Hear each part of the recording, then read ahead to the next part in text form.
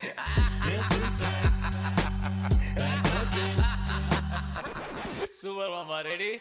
Ready? One, two, three, four. Hello and welcome to Pushing Desi Culture. My name is Sid Pandya, aka DJ Sid the Kid, and today my guest is Mr. Rakesh Naidu, the President and CEO of the Windsor-Essex Regional Chamber of Commerce. Thank you so much for coming on to the show. My pleasure, Sid. Thank you for having me. Well, thank you for letting us into your boardroom and allowing us to set up in here. Yeah, we've got enough distance in between, so Yes. you're more than welcome. This works out perfectly. How you been doing, man? We've been doing as well as you can in the circumstances. The region, the membership, the business community, all have gone through a lot and are still going through a lot. But then there are, signs of optimism. There is businesses that are coming back. We're in stage 3. Many businesses are recovering. Some businesses have reached, pre-COVID levels. There are some sectors that are doing very well. There's some sectors that are still, struggling quite a bit, especially, the hospitality sector, the tourism sector. So there are pockets of businesses where things can get better and should get better. And then there are pockets that are doing well. And then we are also thinking of what is going to happen, so we are planning for the future, for the near future and for the long-term future for our members, for the business community and for a region. So it's been quite a bit of a journey in the last several months. It's been hectic, it's been challenging, but at the same time, I feel that we as a community are so resilient. The businesses, though they have gone through a lot, they haven't given up. Unfortunately, there are some that won't be able to come back, but the vast majority of the companies haven't given up. They're holding on and they're doing their best, to keep themselves afloat. And that's what the chamber is here for, to provide support for our members, for the business community, so that whatever help we can extend to them, that can keep them afloat, that can get them to the next phase, from where they can, get to the path of recovery. We'll do everything in our means to do that. Definitely. Now, there's a saying that recession is the best time to start a business. Now, I'm not an expert on saying if this is a recession or not, a bona fide recession or not, but what are your thoughts on that? Yeah, the economy has definitely shrunk, as we all have heard, and it is going to be challenging for us to really recover and get to a point that we were before COVID. Though, as I mentioned, there are some sectors that are there, but to the larger economy that is, a combination of various sectors, it's going to take time.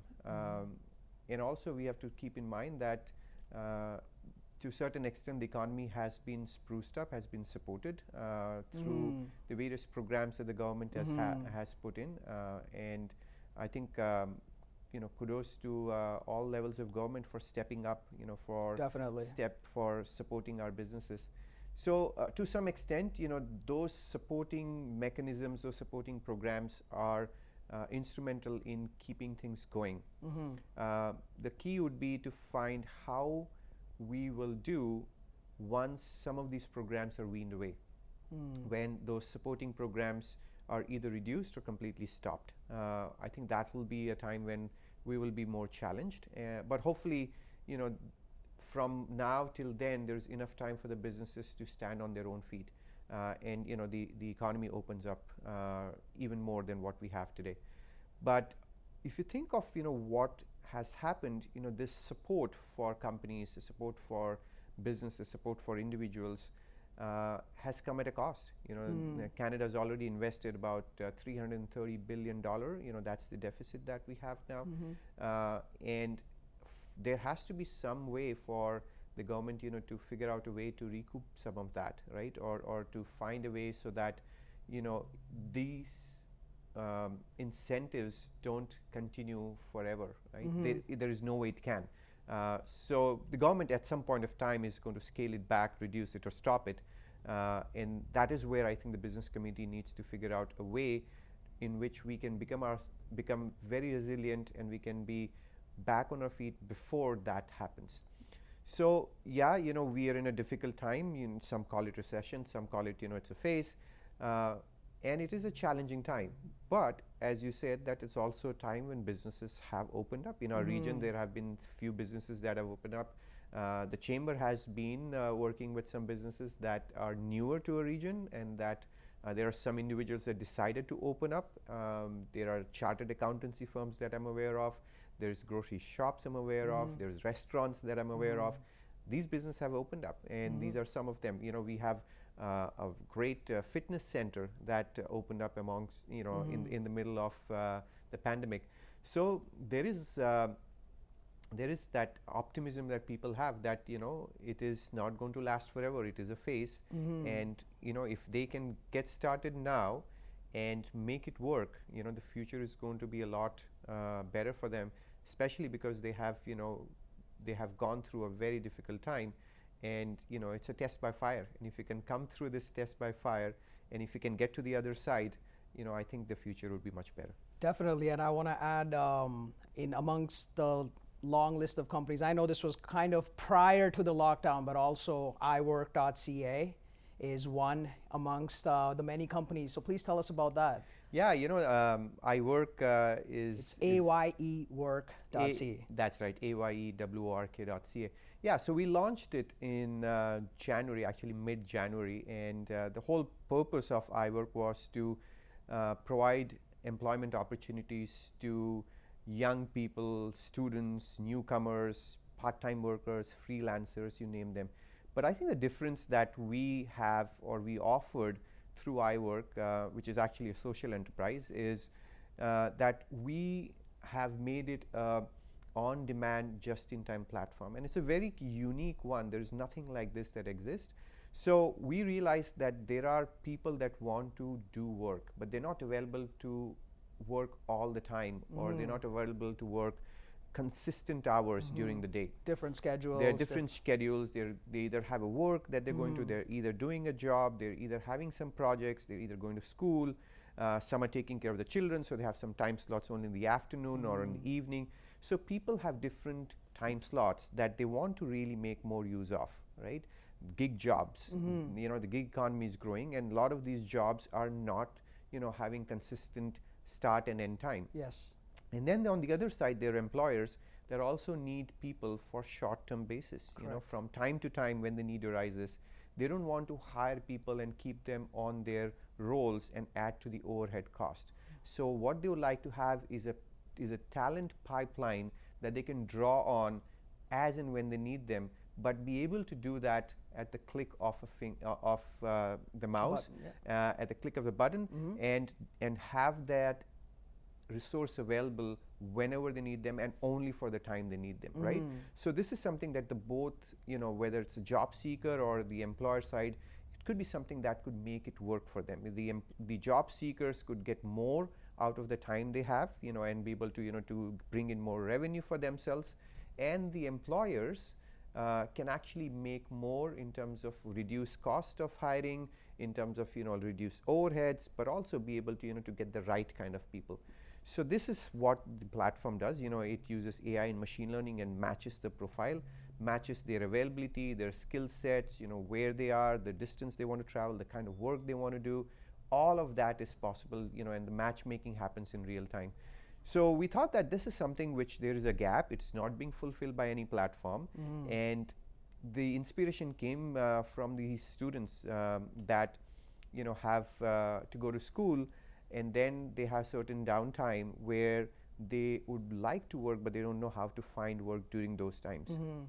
And then for the students, their schedule can change. Yes. If they have to go for a lab, and if the lab gets cancelled for whatever the reason, now they certainly have 3-4 hours in a day, which had they known earlier, they would have probably populated the time and would have done something useful.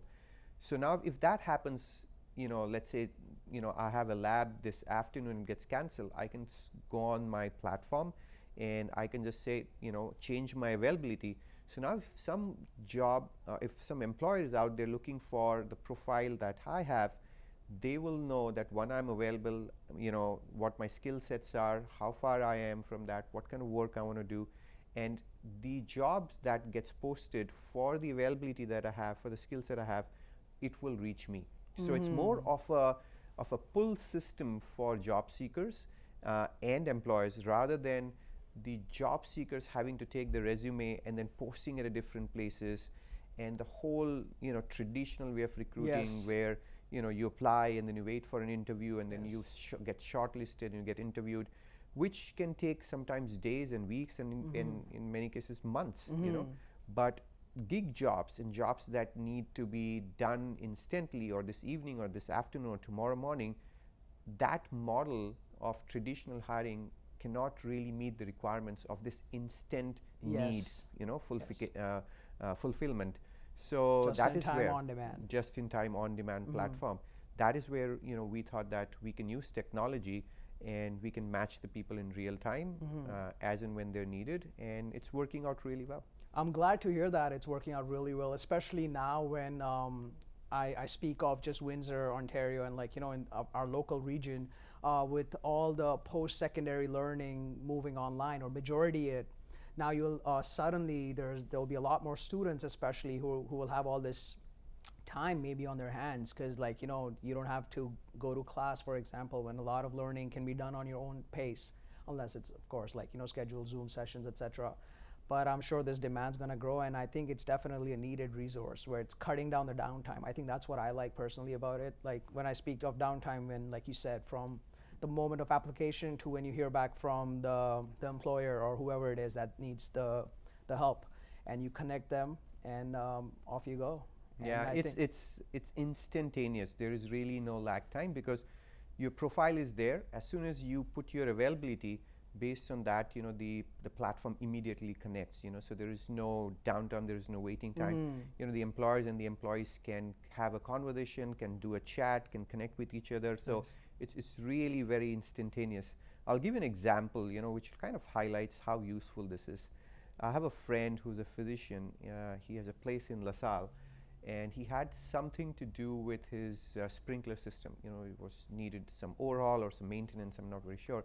But he actually looked for someone to come and do it, and he went to a professional company that's into landscaping, and unfortunately they could not make it in the time that he wanted to get it done, because the landscaping company was very busy. So they said they can come, but it'll be about 8 to 10 days from the time he Wow. wanted the thing to be done. So he was sharing this with me. I said, hey, you know what? I don't know how many people have lawn, the sprinkler system Lawn care skills. experience on the platform, but why don't you, give it a shot, right? So he put that in. He said that here's, the description of what work needs to be done.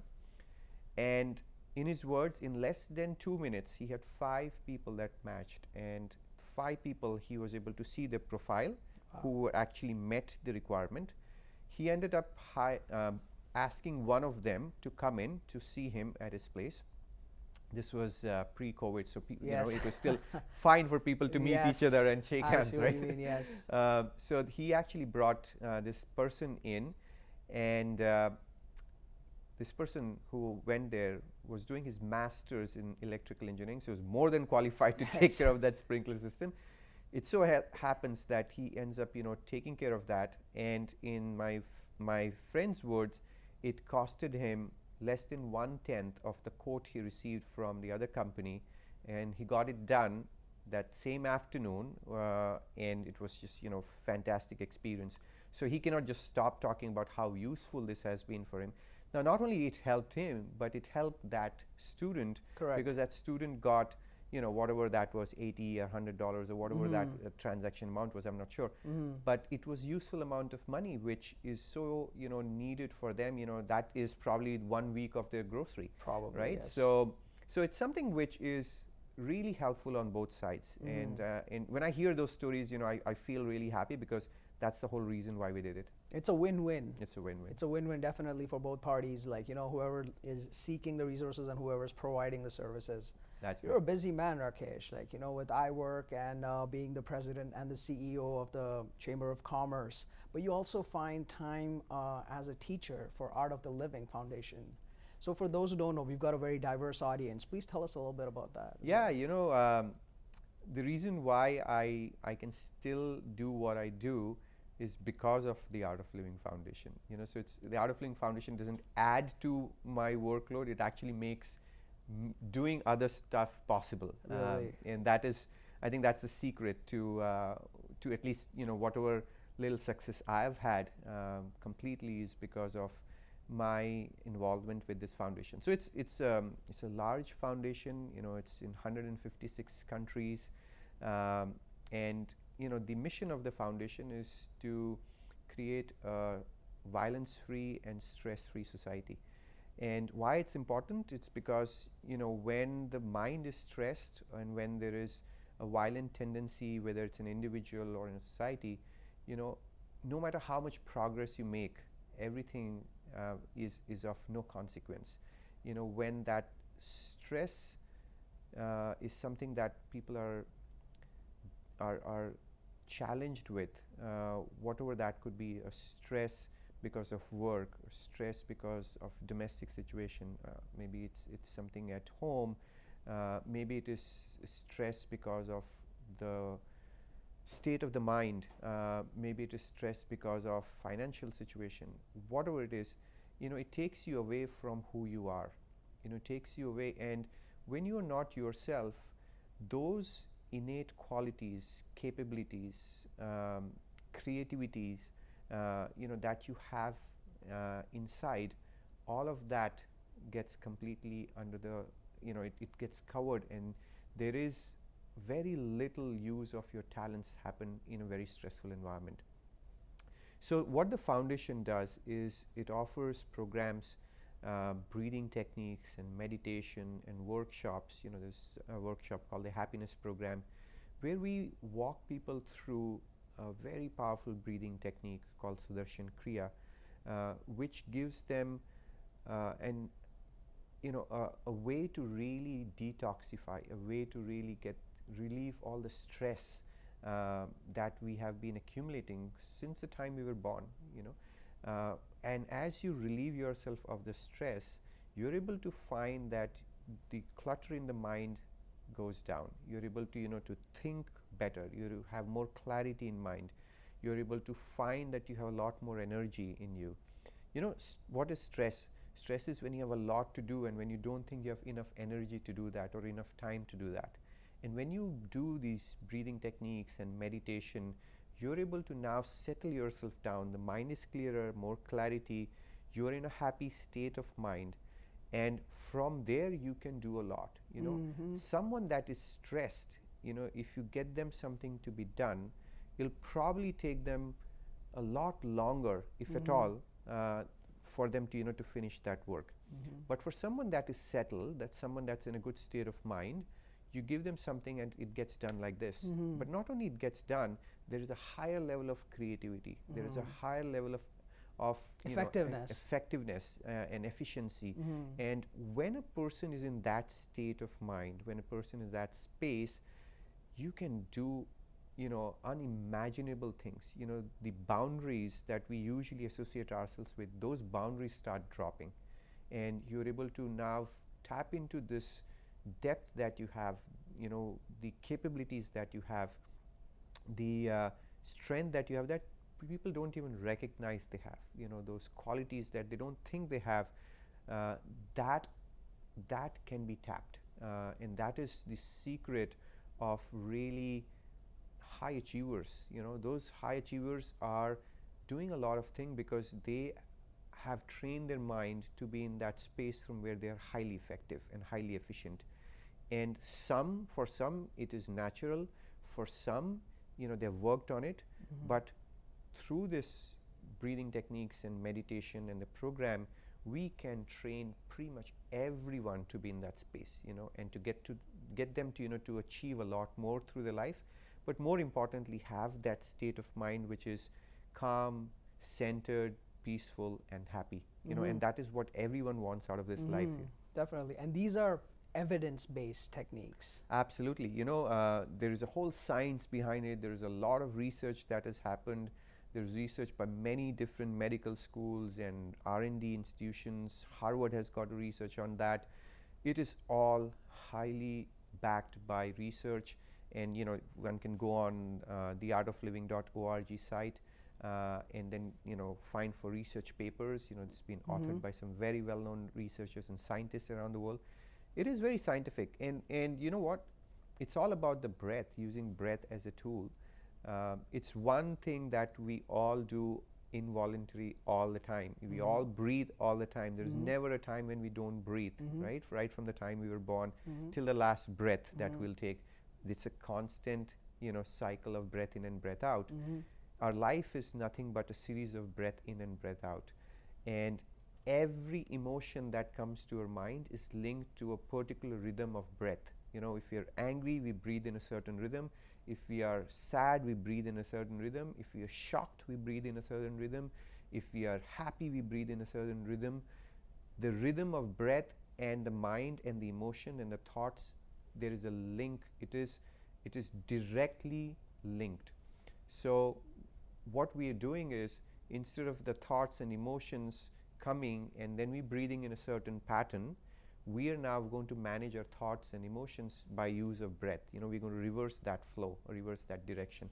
So that is one of the things that we learn in the Art of Living Foundation. You train your mind. It's mind over matter. Yeah, exactly. You're able to see, managing mind from the space of mind is very difficult, right? So if I were to tell you that, hey Sid, you know what, you should not think of this at this point of time.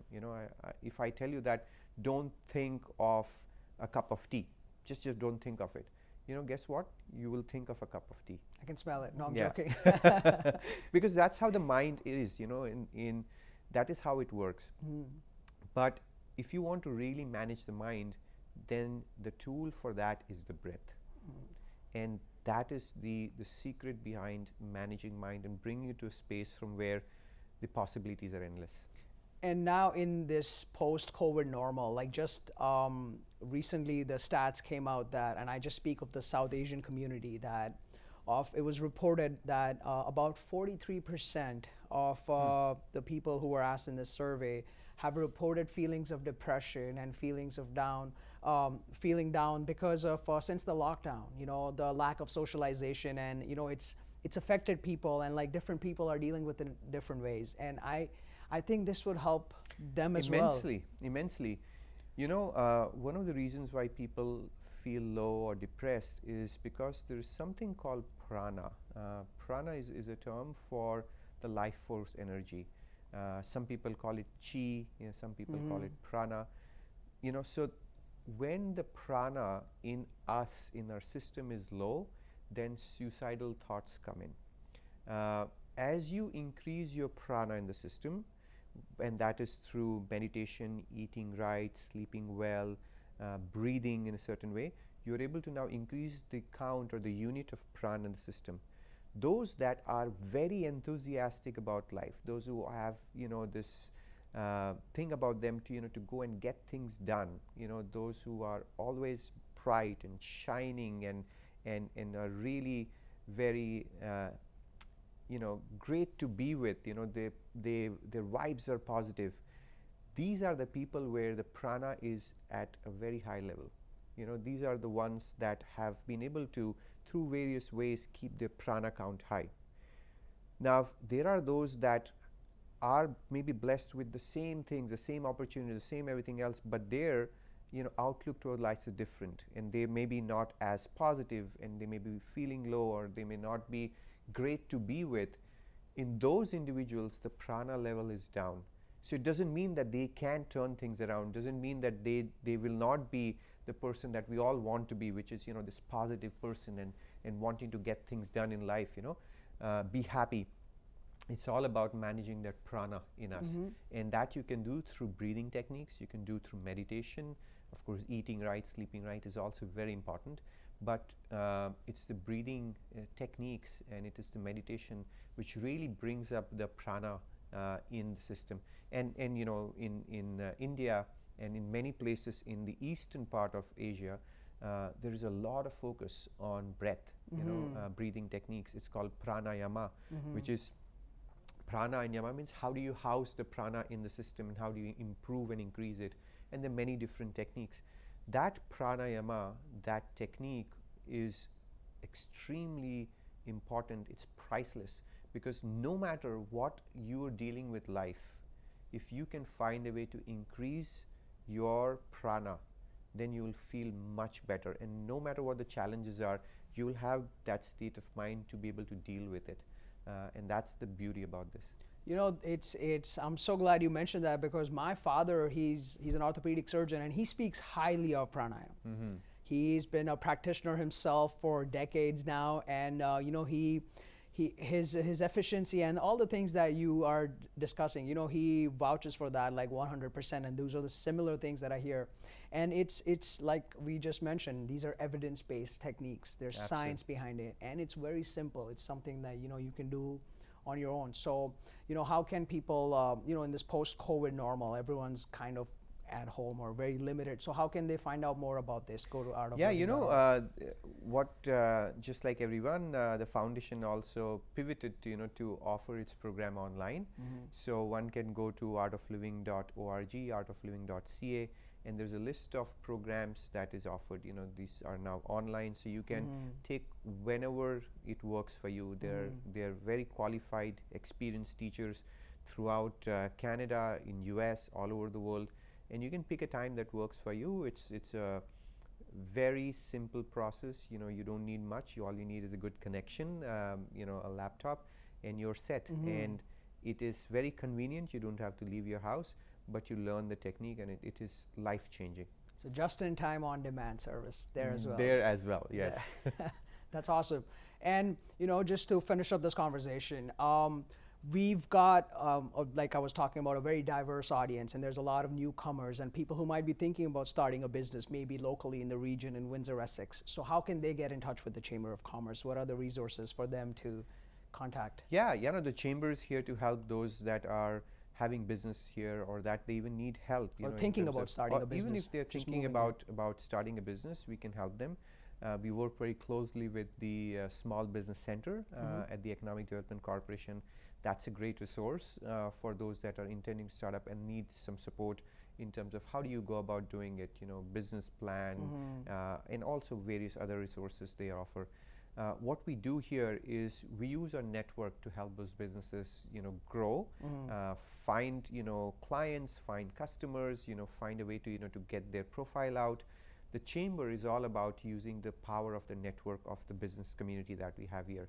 Awesome. And, you know, as small businesses, they don't necessarily have the resources or the strength to highlight some of their challenges or their needs or things that they want to change, or the needs of advocating or for themselves. They don't have that. As small businesses, you cannot really make your voice heard, and that's where the Chamber comes in and provides that help, because we take the collective voice of the businesses, we amplify that, and we put it in front of the policymakers, the decision makers, you know, the elected officials, and we tell them, look, this is what the businesses need, this is what we should do so that it helps them, these are some of the policies that we need to put in place, this is what we need to change, or these are some of the sectors that need additional help, you know. So right throughout this whole COVID time, you know, the Chamber has been in the forefront of highlighting the needs of the business community here, highlighting what the challenges are, taking the programs that the government has offered, being part of devising those policies and the programs, providing inputs for those, and also taking back the feedback from the business community back to the ones that have formulated those programs, to give them an idea on whether it's working or not, or what improvements need to be done, what changes need to be done. And we've seen that right throughout the time when programs were launched, they've been constantly changing, improving, and adapting to the changes and the needs of the business community, not just here, but throughout Canada. So the Chamber network plays a very, very important role in terms of advocating, highlighting the needs, using the network, providing business opportunities within the network. So we have programs here, we call it the M2M, which is the member-to-member deals. So if a member has a product or services, if they want us to help them in really improving their sales or increasing their business, you know, helping them grow outside of Windsor-Essex as well, we connect them with the other businesses that we have, and through us, they have an ability now to, you know, to really spread their message and sell their product and services to the larger network. Our companies benefit, because when you offer M2M, it is a better deal than what you'd offer if someone were to just come and do business with you. You know, so there is a benefit on both sides. Again, one of those win-win things. We have affinity programs where some of our members have something that they want, that they think that they can sell to the network, and you know, they sell that. We really promote that extensively, and through that there's the benefit to the chamber as well. There is some revenue that the chamber makes, but we are more interested in how our members can actually grow their business through our network. So there is that. We provide a lot of opportunities for members to network. You know, now of course in the COVID world there has been adjustments that we have to make. We've done, you know, virtual networking and so on. But before COVID, you know, our events, which are the after business events, they're very well attended, sought after, because a great opportunity to come and meet. I believe you were there at some of our events, so you know how it is. So those opportunities are priceless, because you can make that one connection that can change your business or can take it to the next level. So we make that kind of environment and the space available for our companies. And then as I said, you know, there's programming help. We are offering several new programs for our members.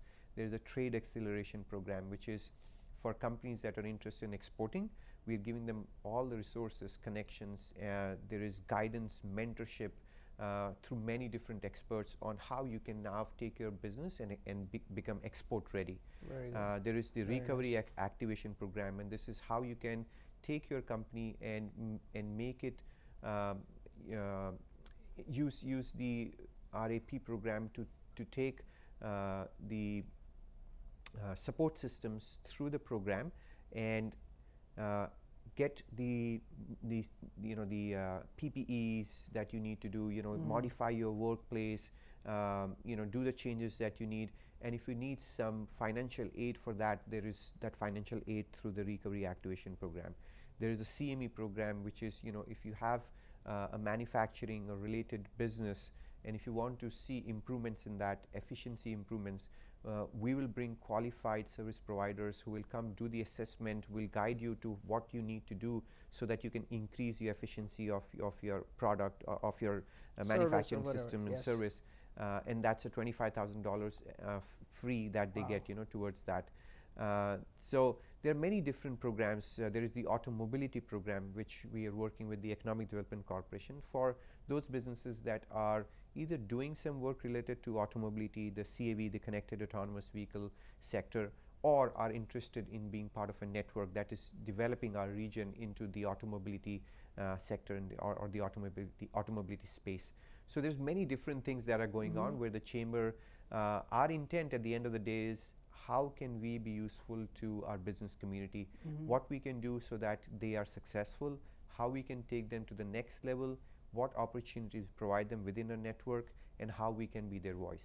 That's awesome. Teamwork makes the dream work. You know, it's you're working, the chamber's working with different organizations, has all these different programs, because one size does not fit all. There's different businesses with different needs, and you know, you're connecting the chamber is, and like, you know, helping them thrive and you know, prepare them for the next stage or whatever it is that they need.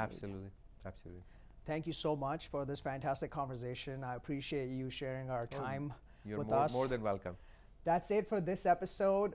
For more great content, please make sure to subscribe to our YouTube channel, MediaWorks Studios.